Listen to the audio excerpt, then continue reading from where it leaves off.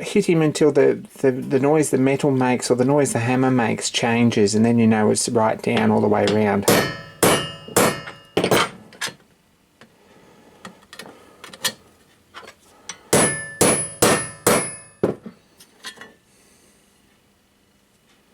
This one could do with maybe a little bit more.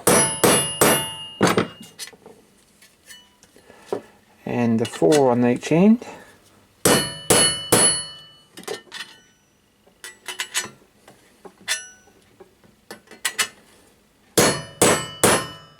If you hit your fingers doing this, I really don't want to know about it. Not responsible.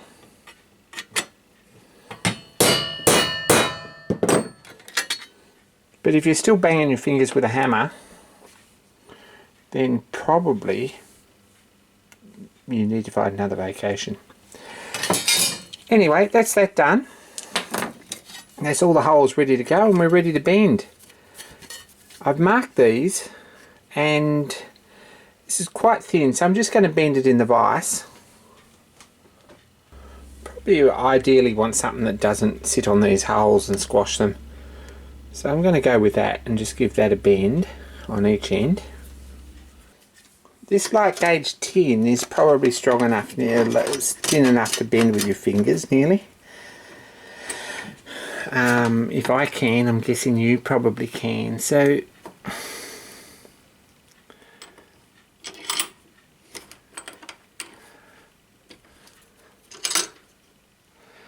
I've just aligned that with the front there.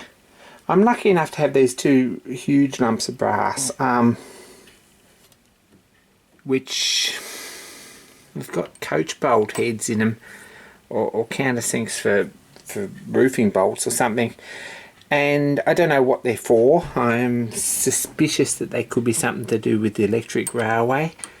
But if you don't ask any questions, you don't get told any lies. So, and that'll nearly bend over there, pretty neat like that, and I've just given that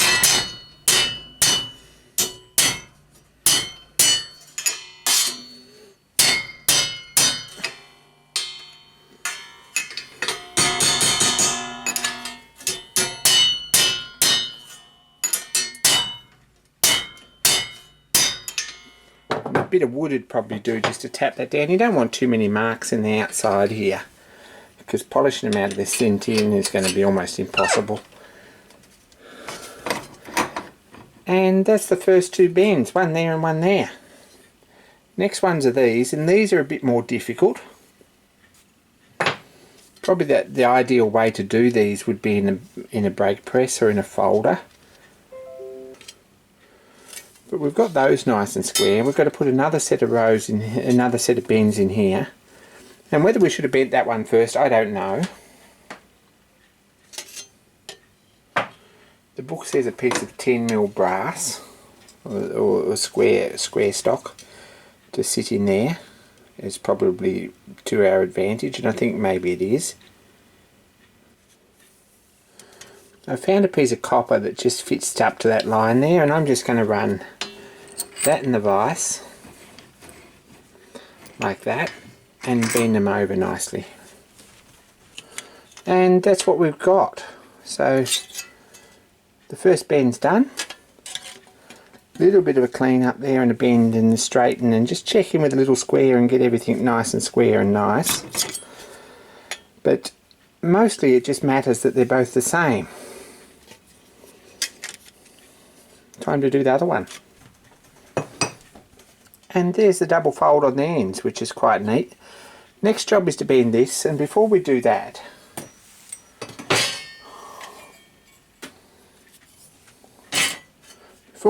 we need to make sure that this line here, where we bend it, is going to give you enough space so that this will fit inside this, these 2 folds here, and so that it'll fit inside this way. So I think if we carefully bend on the inside line there, we shouldn't be too far out. When we bend that up, that's what we end up with. So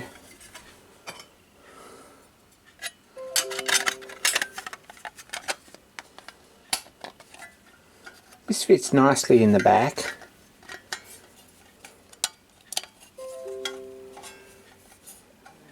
Like so.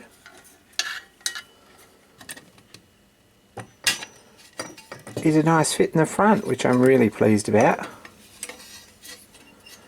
That fits over there nicely.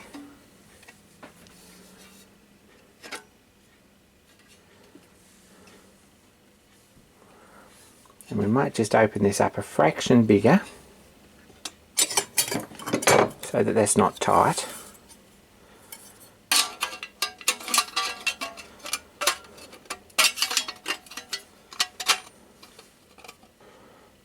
And that's looking pretty sweet. It's certainly going to need a washer on the back there. It's not a big deal, just to put a washer under this nut. And I'm just going to open this up to the next size so there's plenty of clearance around there, because it's only about 14 millimeters. 16 won't hurt. And the next bit is the piece that holds all this apart, which is a very simple part. And we need to bend that up and fit it in there. And we've got a working firebox. So we've got this all together. I've actually put 3 washers in there just to pack this out so that this clears this pipe nicely. I don't think it wants to be chafing up against here, because you're going to end up with a steam or a hole in this pipe or a thin pipe in this pipe because of the vibration I feel. It's just the way I think about it. So another washer on here mightn't hurt even. And that brings that back nicely in the centre of this hole. I've put these through here, and as you can see, this wheel runs backwards and forwards. There's still bushes to be made, one on each side. And there's still this piece to go on here to hold this back all nicely together against the back frame, and that's going to make everything nice and steady.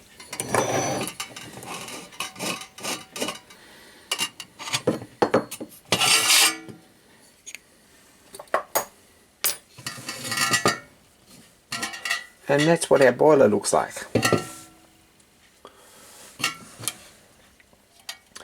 We still need to put a piece in here, and we've got the piece of tin cut, or I've got the piece of tin cut, 50mm by 96.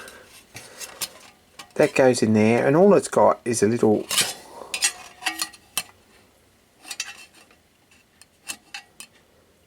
bend on each side that holds these apart, and we're going to leave the tabs sticking out so that they can go in under there and hold it apart this way. So that's pretty straightforward.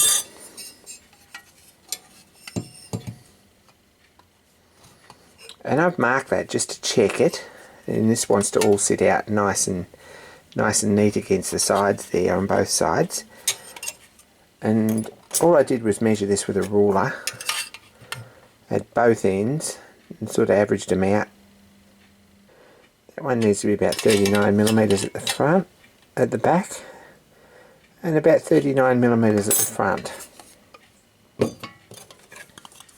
This is 50 wide, and the instructions say 6mm. I've got a feeling if we bended it, or we put that line on at 6mm and bend each side, it's going to be pretty, with our bend allowance, it's going to be about right. So I'm going to blue this up, and we'll mark the 2 lines so that we can see them, and bend them over nicely in the vise, and we're just going to put a couple of little cuts in there and straighten the pieces back out, and that job will be done.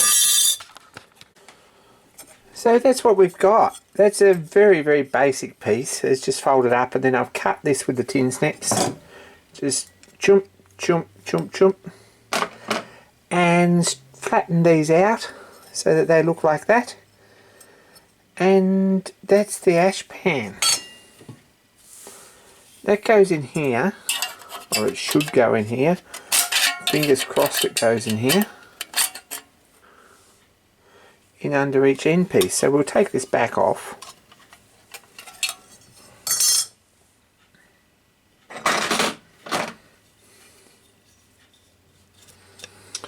I've just put this nut on here because it's the only one I had. But I've got a few little ideas about this bolt at the back, so as we get on we might make some little improvements there. I've just got 3 washers on there. We've got quite a tight space in there to fit that in. There's a few ways around that. I could bend this up, and probably it does just need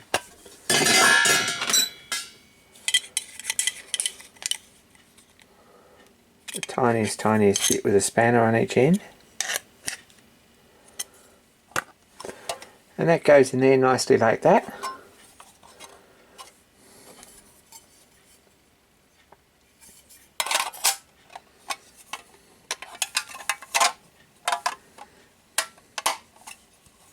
This one needs to go on there.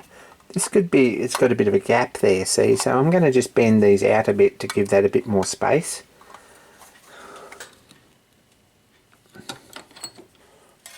And that doesn't take a lot of bend there, just a bit of messing around. This one here is probably a little bit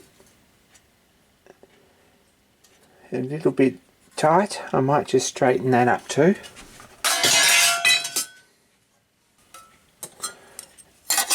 And it's just a matter of adjustment till we get it all to fit together, I think. And this is nice and tight along each side here, so I'm pretty pleased about that. That fits together like that. A channel there for the burner to sit in. This cutout, of course, is for the bush to go through upside down.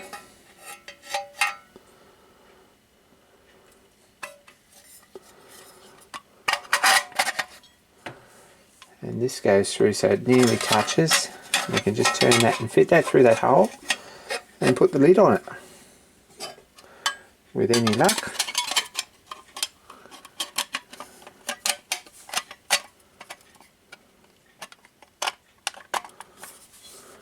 That goes on there like that. They're nice and tight and out to the sides. All those sort of things.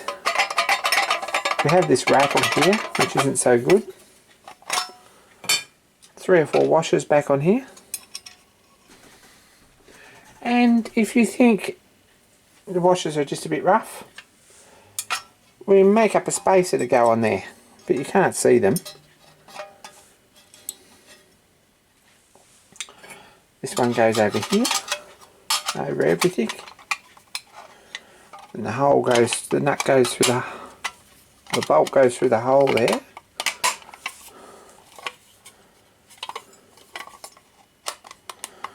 And this goes back in over there like that.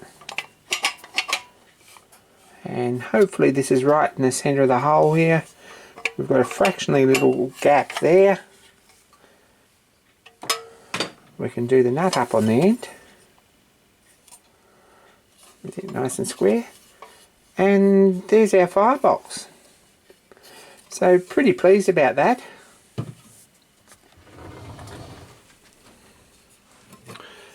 Pretty pleased about that. It's really come together nice. The engine of course bolts on here with a frame around here.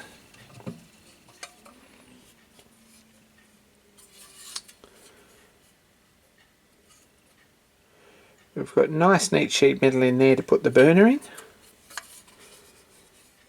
Everything fits nicely around here like it should.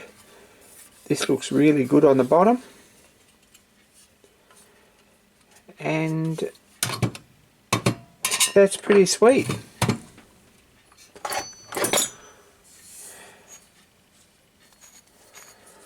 Next job I suspect is probably to measure and to make bushes, a space of bushes on here. We'll put this through.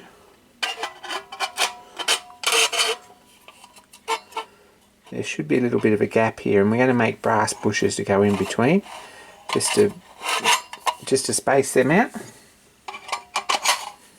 A lot of ground clearance there.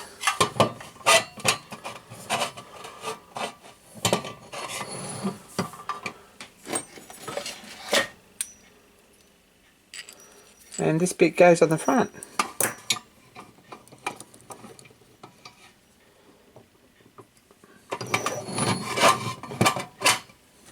A little brass sleeve sits in there, and around here with a groove there for that.